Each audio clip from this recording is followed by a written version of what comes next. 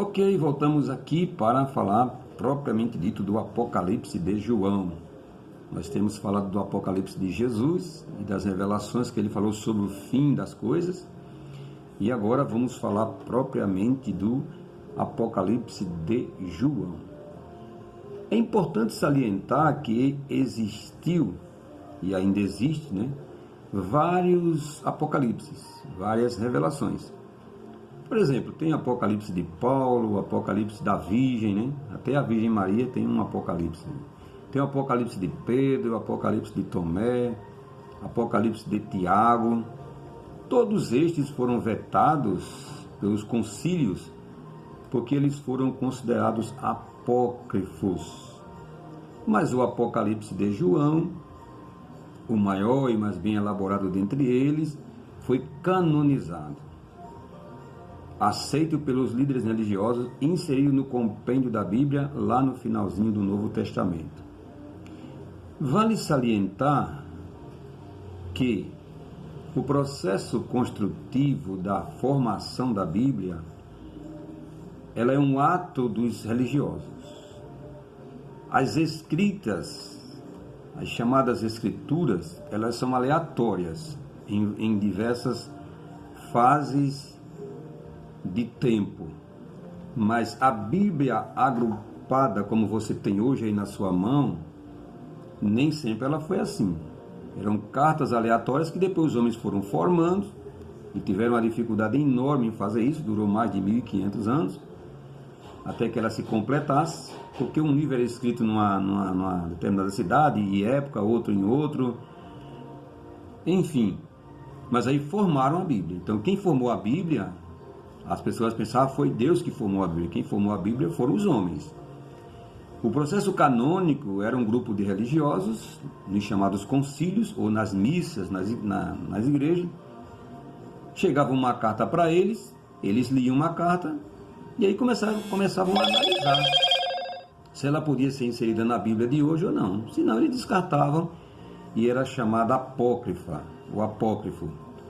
E as que eles achassem que tinha nexo, ligação, inspiração, eles aí agregavam para ir formando a Bíblia, até ela vir ser impressa pela primeira vez, composta por esses livros, 66 da Bíblia Evangélica e 77, me parece, 74, me parece, se não me falha a memória, da Igreja Católica Apostólica Romana. Mas formação da Bíblia, como ela está hoje, foi uma coisa humana, isso é inegável, Inegável, e a ingenuidade das pessoas pensar que foi Deus que fez a Bíblia. Não, a Bíblia como está hoje não foi Deus que fez.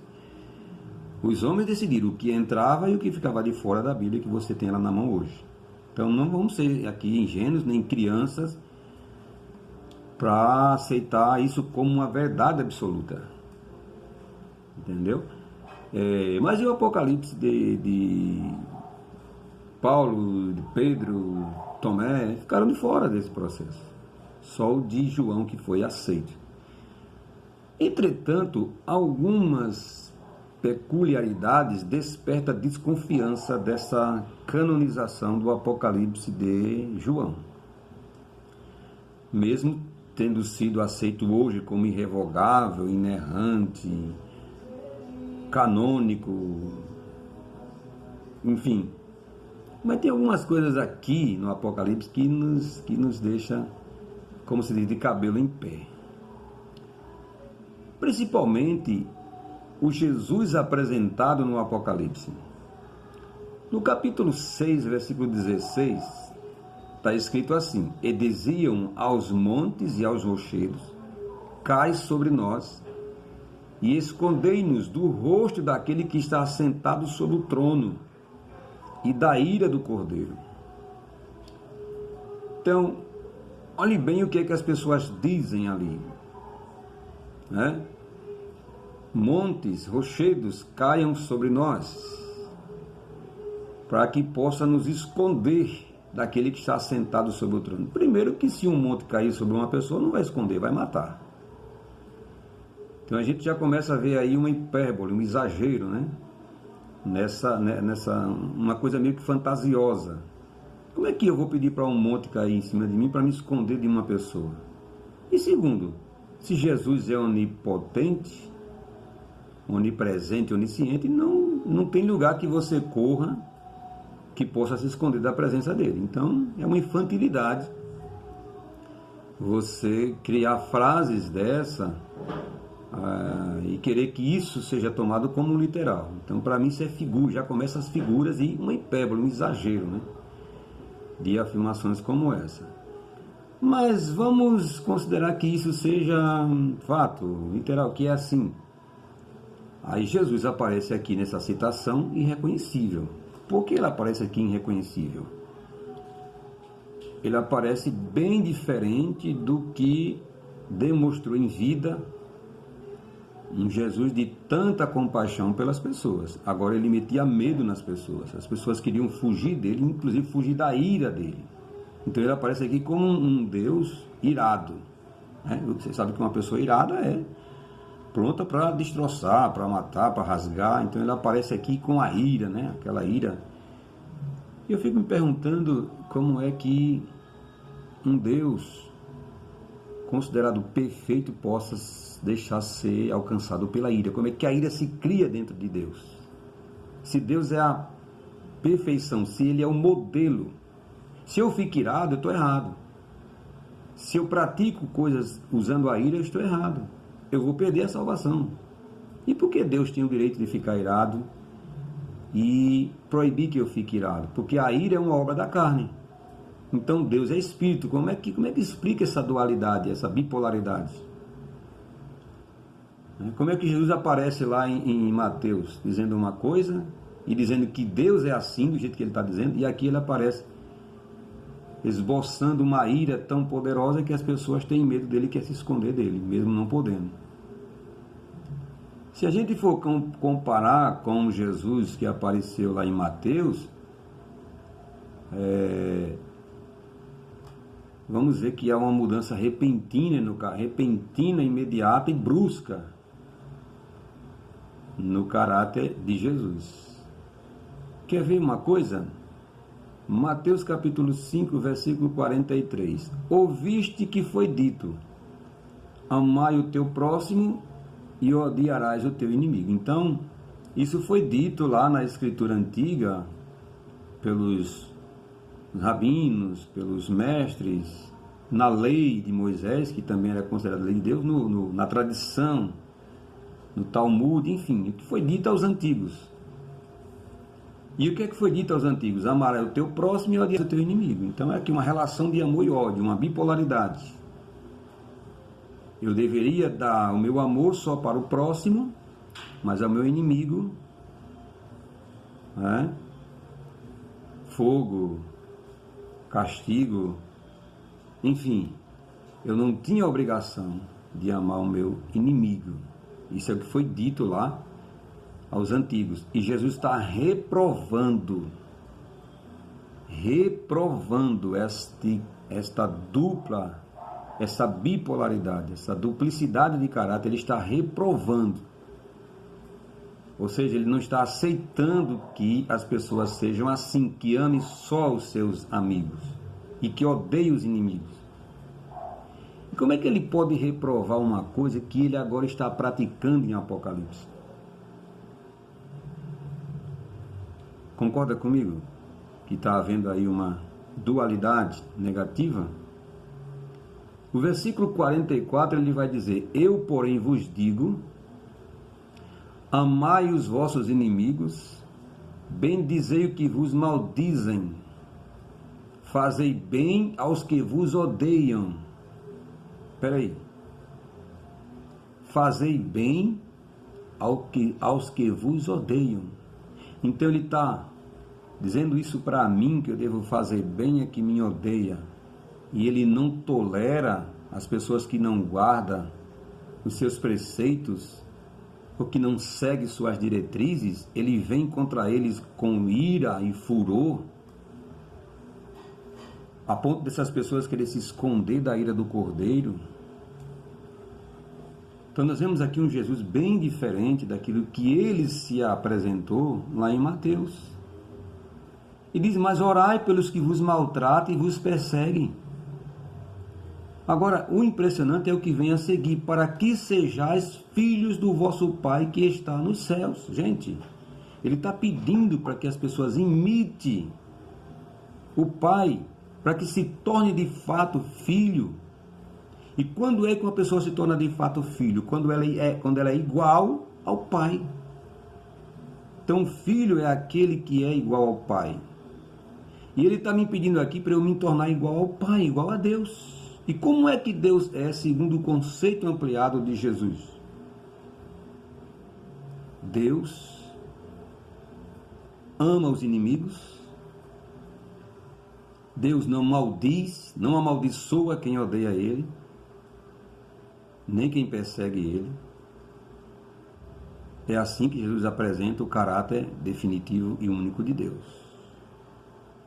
Um Deus tolerante, benigno, perdoador, que faz bem ao que odeia ele e que não amaldiçoa as pessoas e que nem maltrata e nem persegue ninguém, porque ele é incapaz de odiar, porque ele é puro amor.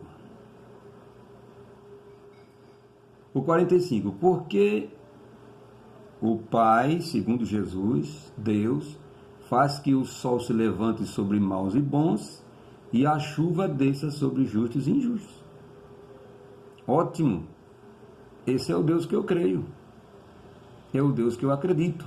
E Jesus, a Bíblia diz que ele é a expressa imagem de Deus. Ele mesmo dizia: eu não faço nada por mim mesmo, mas o Pai, pelo Pai que habita em mim, que está em mim. Eu sou a expressa, eu sou a imagem e semelhança desse Deus. E esse Deus não odeia, não maltrata, não persegue, não se ira. Ele é puro amor. Jesus agora desenvolve e mantém outra personalidade. Ele apresentou um Deus no início do Antigo Testamento e agora em Apocalipse ele mostra-se como esse outro Deus diferente, implacável, sanguinário e violento. Em que ponto isso aconteceu? Será que o poder subiu sobre a cabeça de Jesus, fez ele mudar de ideia em relação aos pecados dos seres humanos? Será que ele está no céu mantendo agora, nutrindo ódio, entesourando ira para lançar num determinado tempo sobre os homens, contrariando o que ele mesmo disse de Deus e dele? Como é que a gente resolve isso? Graças a Deus eu já encontrei a solução para isso, já encontrei as respostas. Pena que eu não posso dizer tudo isso a você aqui e nem agora. Mas comece a, por você mesmo, desconfiar das coisas. Comparar uma coisa com a outra. Você não leia as coisas ignorando o que você está lendo. Pare para raciocinar. Pare para pensar. Afinal de contas, esse Deus que eu devo imitar e que eu sou filho, quais suas características e atributos para que eu possa desenvolvê-las em mim ou deixá-las desenvolver em mim? Porque se for esse que estão apresentando, uma hora eu vou ser bom com quem é bom comigo, outra hora eu vou ser mal com quem não é bom comigo, com quem nunca fez nada por mim. Então eu vou ser uma relação de amor e ódio a vida toda. Vou gostar da minha família e vou descer o pau em quem eu acho que não gosta de mim ou que eu não vou, ou uma pessoa que eu não vou com a cara dela, porque eu estou imitando a Deus desse jeito. E aí? Qual o Deus que nós devemos seguir, imitar e deixar expressar em nós as características? Então veja uma dose impregnada de antropomorfismo dentro da Bíblia. De um Deus que tem as características dos piores seres humanos, porque a pessoa odiar, guardar raiva, retaliação e vingança, a gente abomina esse comportamento. Se ele for em seres humanos, em reis, no caso de Hitler, no caso de Mussolini, no caso dos reis de Roma, a gente abomina nessas pessoas. Imagine a gente vendo isso em Deus, que é o exemplo de excelência e de perfeição, e que a gente prega para as pessoas que sejam como Jesus foi e ensinou a fazer. E agora Jesus chega contrariando a tudo, desfazendo o que ele mesmo, a imagem de Deus que ele criou, e você quer que eu aceite isso com a normalidade que a religião exige, que eu nem desconfie que eu nem investigue, eu não posso me submeter a isto, só porque está escrito. Mas por quem foi escrito, com qual intenção, debaixo de que influência isso foi escrito, em que tempo isso foi escrito. Agora, se Jesus é tudo isso, aqui, sedes vós perfeitos, versículo 48 de Mateus 5 e 48. Sede vós, pois, perfeitos, como é perfeito o vosso Pai que está nos céus. Ora, é ira, vingança, cólera, retaliação, por acaso faz parte de uma pessoa que é perfeita? Uma pessoa que é perfeita nutre ódio pelos outros? Planeja vingança contra as pessoas? Uma pessoa que é perfeita persegue, maltrata, derrama praga sobre outra, com abuso de autoridade e poder, porque pode mais do que os outros. Então isso é traço de perfeição? Jesus manda que a gente ame quem odeia a gente, que ore pelos que nos perseguem, porque, segundo ele, isso faz parte da perfeição, e Deus é exatamente esta perfeição que eu devo imitar. Então eu fico confuso, entre aspas, qual o Deus que eu sirvo? Qual os traços de Deus que eu deixo de desenvolver em mim? O que ama e odeia? O que gosta só de quem gosta dele? Daqui a pouco eu vou estar cantando a música do Roberto Carlos. De hoje em diante, eu vou modificar o meu modo de vida. Eu só vou gostar de quem gosta de mim. Porque Deus é assim, segundo esse conceito que estamos nos apresentando. Nessa bipolaridade, nessa dualidade. Mas Jesus diz assim, ó, Mateus 5, 48. Sede vós, pois, perfeitos, como é perfeito o vosso Pai que está nos céus. Então, se Jesus é esse exemplo, esse modelo, esse tipo de perfeição, de expressão da imagem de Deus, como é que ele pode agora aparecer em Apocalipse como juiz apresentando sentença, metendo medo nas pessoas, assolando os seres humanos?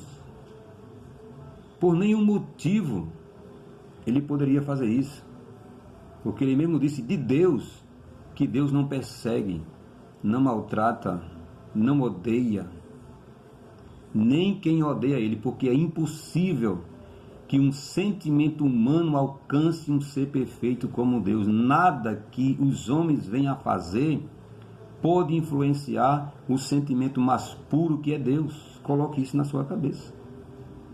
Deus é tudo aquilo que é mais elevado. Ok? É o exemplo daquilo que é mais elevado. Deus é amor, Deus é espírito. Então ele é tudo que é de melhor. E não essa miscigenação que fizeram aí do caráter de Deus. Olha João 12, 47. E se alguém ouvir as minhas palavras e não crer, eu não o julgo. Então o que é que Jesus está falando aqui? Eu não julgo. O que é julgar aqui? Condenar. Eu não condeno. Porque eu vim não para julgar o mundo, mas para salvar o mundo. Então Jesus disse isso certa vez na sua vida, de que ele não veio para condenar, mas veio para salvar. O 48, não vamos deixar nada de fora aqui. Quem me rejeitar a mim e não receber as minhas palavras, já tem quem o julgue. A palavra que tenho pregado, essa o há de julgar no último dia. Então Jesus disse, eu não vou julgar ninguém, não vou condenar ninguém. Como ele disse àquela mulher flagrada em adultério, ninguém te condenou, nem eu. Vai e não peque mais, porque se você pecar, da próxima vez os caras não vão apedrejar você, não vão fazer coisa pior com você antes de apedrejar. Então, o pecado tem suas consequências, mas eu não estou nesse mundo aqui para julgar nem para condenar ninguém. Não é o meu papel.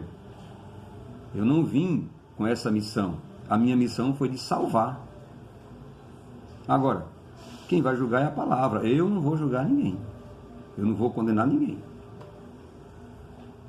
E como agora ele aparece como juiz, trazendo condenação, derramando pragas de maneira implacável sobre as pessoas, se ele disse que não veio para julgar nem para condenar esse mundo, ele veio para salvar. Então o papel de Jesus em meio às turbulências e às deficiências do ser humano de personalidade e caráter é ajustar, é salvar, sempre nessa intenção de querer recuperar a pessoa. e não de fazer ela pagar ou de retribuir a eles com tamanha violência, com tamanha brutalidade como as coisas aparecem no Apocalipse. Gafanhotos comendo as pessoas, pragas, rios que se viram rio de sangue, destilando ódio sobre os frágeis, as frágeis criaturas que ele mesmo criou com essa possibilidade das debilidades. E agora ele está cobrando das pessoas algo que elas não podem ser nem fazer, e por isso, por elas não satisfazer os seus desejos, ele retribui com violência extrema e impiedade. Acho que isso não é o retrato de um Deus apontado por Jesus como um Deus perfeito, como eu acredito que é.